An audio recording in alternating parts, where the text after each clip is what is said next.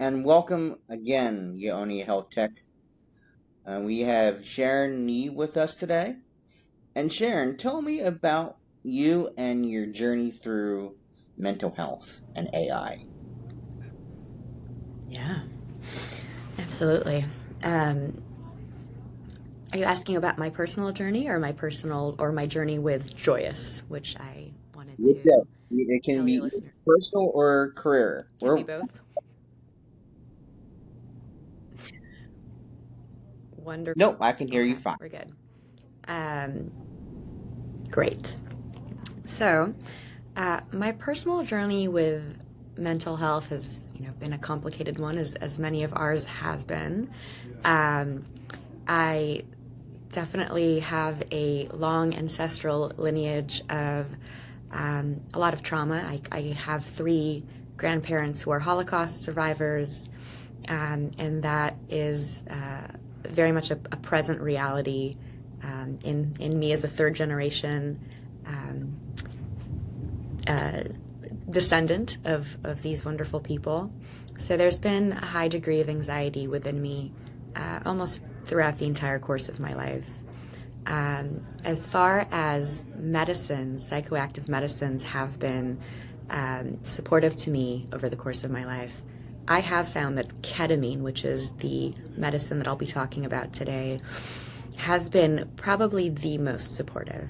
And I'll be happy to explain what it is about the cognitive properties and the physiological properties of ketamine and the ketamine experience that really facilitates a deep sense of healing. So right off the bat, I would love to make it clear that ketamine has been invaluable to me on my personal journey. And then about 4 years ago, we founded Joyous Public Benefits Corporation, which is the company, the telehealth service that I'm speaking on behalf of today. And what we do at Joyous is a protocol of very, very low dose. So, we hear a lot about ketamine being a big dissociative drug. You can hear about the K-hole, which is frequently an ego death experience that's very psychedelic. There's a debate in the field about whether ketamine is considered a psychedelic or not, because it's not a classical psychedelic in the tryptamine sense. It doesn't work in the same way on the serotonergic system that psilocybin or LSD or ayahuasca works. It's a different mechanism altogether. It works primarily on the glutamate and the GABA systems. However, the first person phenomenological experience of a bigger dose of ketamine is often very psychedelic. So I'm not interested in the debate of whether or not it's a psychedelic or not. I'm happy with whatever people's definitions are. Nonetheless, the high dose ketamine state is a really profoundly exotic one for human consciousness, whereas the much lower dose states, the ones that we're using that are called psycholytic, are an entirely different animal. So the aim for Joyous was to use this psycholytic state, which is a very gentle state, in order to create a skill building experience, a journey, a longer term journey for patients who wish to become more intimately familiar with their own internal experience in a way that is quite safe. Because ketamine is a dissociative medication, it provides this experience of quite literal distance, psychological distance between the sense of self and the sensations of the nervous system that accompany negative emotionality or effects of trauma. And so it almost provides this blanket of safety, this spaciousness with which patients can then work with their own nervous systems much more safely and with much less overwhelm. So happy to talk more about the journey of creating Joyous or what we're seeing with patients, whatever interests you. Let's go there. So, what is a low dose of ketamine? Just to put on record. Yeah. We prescribe anywhere between 10 and 120 milligrams, and the form factor is buccal troches, which are a kind of lozenge that it's like a little waxy cube that is placed like between gum and cheek. And so it absorbs into the mucosa of the gum and cheek, kind of like tobacco snuff gets absorbed up there. It's not sublingual. It can be used sublingually, but we find that this is just a better absorption rate over here as well. And so 10 to 120 milligrams with about a 25% bioavailability. So anywhere between 2.5 and 30 milligrams gets absorbed. Yeah, so we're about to publish a chart review with our partner institutions, University of Alberta and University of Calgary, that analyzed the data from 84,000 patients. So just to give a bit of background first, when patients come to us, they're first assessed for fit. We do a written intake that takes about 20 minutes, and then they meet with a provider, a prescribing provider, for about 20 minutes as well, ruling out any contraindications, any red flags, any reasons they wouldn't be a good fit. If they are approved, if everyone decides that it's a good fit, they begin receiving the medicine straight to their home and receiving daily instructions on how much to take. So in the beginning, we start them on 15 milligrams, which is extremely low. Very few people even really feel much of anything at all. But starting that same day, they also receive a check-in that looks at symptoms, at mood, at side effects, at sleep patterns, things like that. And on the basis of that, we then send them instructions to increase the dose, reduce the dose, take it at different times of the day, maybe split the dose throughout the day. And those check-ins we receive from the vast majority of patients very regularly. And about 6 weeks in, we offer them the opportunity to switch to a weekly instead of a daily check-in. Some people take that, some people don't. But regardless, they need to continue answering questions to remain in the program. So we have amassed a huge number of data points. And so that is going to get published hopefully within the next couple of months. We're in the process of submitting it now. And what we found is 68% of patients in the range of depression and 71 in the range of anxiety experience what we're calling clinically significant outcomes, which means 2 category drops of their depression or anxiety scores. So if you came in, let's say, severely depressed, you might come out mildly depressed. If you came in moderately anxious, you may come out no longer meeting criteria at all. And in fact, about 50% of patients in both the depression and anxiety categories are in what you call remission, that is no longer meeting criteria at all. After, I believe this happens within 4 weeks. We looked at them over the course of 18 weeks. So it is pretty significant. Do you see weather as a significant factor in depression? I'm assuming that you're in Canada, which is Calgary. No, we're in the So, States, but no? our partners are, but we're in 28 states right now. Oh, wow. Yeah. Have you seen the lack of daylight help people with ketamine? That's a fascinating question. You know, one thing that I would love to do, David, we built this, we built a data sandbox that is fully anonymized, HIPAA compliant, safe for researchers to come in and query our data.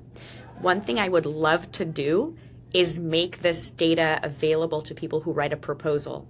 Someone could come in from University of wherever and say, I'm interested in taking a look at how month of the year and perhaps like matching it with daylight in certain area codes. We could do that if you have a good enough data scientist. We know the zip codes where people live. We know the date of the data collection, and we know how the individual began. You could certainly run that analysis, and that would be fascinating.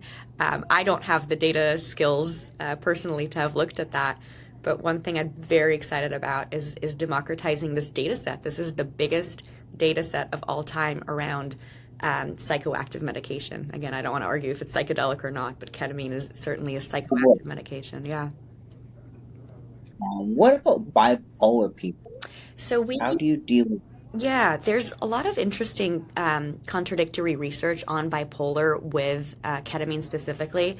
Some studies have actually found that it's tremendously helpful. but I think it can also create a risk for destabilization. So the way that we have chosen to respond to this question is that we will accept into our program people with bipolar 2 disorder, that is, people who tend toward hypomania, but not people with bipolar disorder. We don't feel like it's ethical or responsible to do that over telehealth. We don't have the right kind of oversight. So that doesn't mean that people with bipolar disorder may not benefit from this treatment if they work one-on-one in person with a psychiatrist or a psychiatric nurse practitioner. That could well be, but we have chosen not to work with the bipolar 1 condition just out of ethics and responsibility. Gotcha. Yeah. How about schizophrenia? Schizophrenia. How do you deal with that? Yeah, that is one of the true contraindications.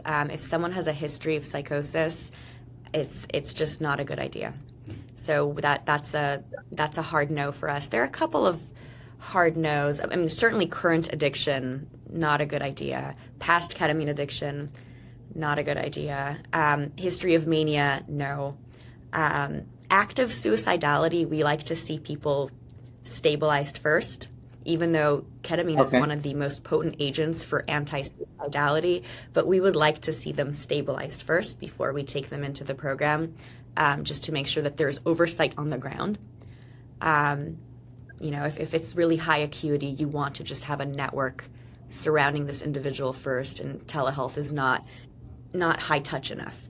And then there are various medical contraindications too, that our providers screen for very thoroughly. What are any of the side effects that you've seen in a positive light for ketamine when taking it? Yeah. Maybe not you. So the most patient. So it can be so you. I think or I heard you. I think you said, what are the side effects, and then what are the positive outcomes? Yes, correct. Yes. Yeah. So we'll start with side effects. The most common side effects are kind of like a lightheadedness or a dizziness, that is part of the dissociative experience. That's kind of to be expected. If it's severe, certainly we will take down people's doses. We always suggest that when you start out with a medication, take it sitting down, take it lying down, get used to the way that it feels. The second most common side effect is probably about 25% of people experience some sort of sleep disruption if they take it too late in the day. I know for me, if I take it anytime after 4 p.m., I'm too energized. I don't sleep as soundly. So I try to take it in the morning or early afternoon at the latest. And that's true for some substantial number of patients. And then nausea can happen. It's not very common, and it's usually fairly mild and does resolve within a few days or weeks. We typically suggest small meals, not too fatty. Take it sitting down. More frequently than not, it's not. It could be like an acid reflux type thing. Those people can benefit from taking Zofran a few times. We don't want that happening forever, of course. For many people, it's more about it's kind of like a car sickness, a seasickness, because of the lightheadedness that we described earlier. So then for those people, we sort of say take it lying down, close your eyes for a while. And for most people, this kind of resolves as they get more and more used to the medication. But in terms of comparing it to other medications that are used for anxiety or depression, there are no sexual side effects. There's no weight gain. There's certainly no feeling of numbness that can come with antidepressant use. If anything, people become more in touch with their internal experience and with that greater safety sense around it as well. It can be... Many people will say in the first week or two they have a strong emotional experience. Like a typical thing would be, I just felt like I needed to cry, and I cried for maybe 30 minutes. And we liken this to like a limb that fell asleep coming back to life. You know, there have been people who have had such a difficult emotional experience for years, if not decades, that when they start to be able to touch upon some of the stuff that they've repressed, with that sense of safety that the medicine provides, it can be profound. It can be a very emotional experience. And many people do report that. And many people do report that after that, it's like some dam broke loose. Something has shifted in their nervous system, and they feel like they're on a new trajectory. Yeah. So what's next for you and your company? Awesome. The company is moving into a couple of interesting new product lines, some of which I can talk about, some not. We're about to start with some supplements that are very well curated. Our chief medical officer is really deep in functional medicine and has put together some supplements that'll help with energizing, with sleep, and just kind of like a basic nutrition, I believe, as well. So that's exciting. There are a couple of other product lines that are in the pipeline that I'm not, I think, at liberty to talk about yet. We're starting to offer some meditations and community on our platform for patients to come in and experience together. And I designed these meditations to really match the ketamine state, to bring about really profound outcomes for this state. There are certain meditations that are maybe not as well matched to ketamine, like concentration on the breath. It's not as easy to concentrate with the ketamine, but what is easier to do is to immediately inhabit states.